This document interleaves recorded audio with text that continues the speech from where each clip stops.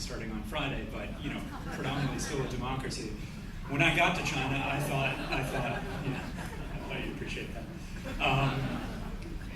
When I first got there, I thought, oh, this is ridiculous. I mean, the market should be open. This should be a free market economy. The foreign banks should come in. The market should be much more open.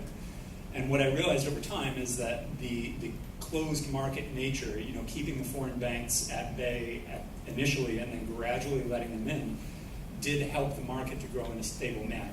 And I think the other benefit that style of government brings is consistency across the board. And I'd love to hear from the Indian colleagues here, but the thing that strikes me is that one of the challenges of democracy and one of the challenges from India at a macro level is the not the chaos, but the word that I'm looking for is that the democracy brings challenges with it. And so you have different systems and different governments and different priorities, whereas China is kind of pushed all in one direction. So it made it much easier for these companies to set up their own payments infrastructure because they had a reasonable view that this is the way it was going to work across the entire country.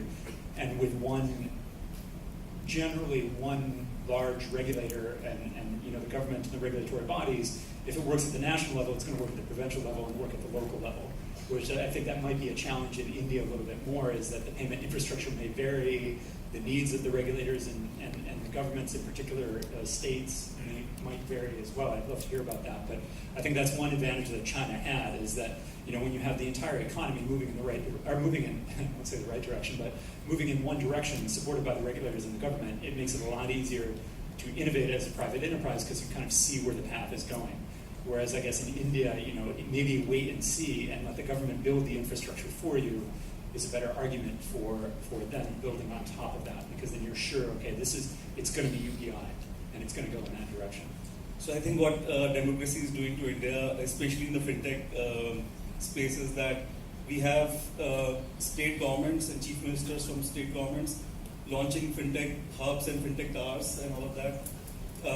We have a mobile wallet now, not just from from the private players and e-commerce companies and the banking consortium, but also from the government. It's called TMAP, which was launched very recently. So to your point, there's a lot of mess around when anybody can actually do anything in a democracy.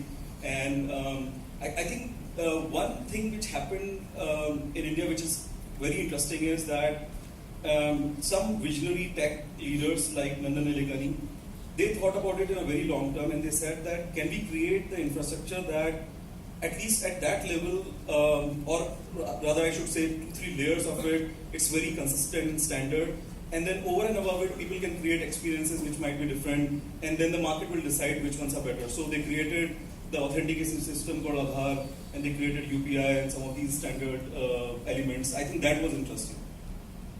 So if I look at it,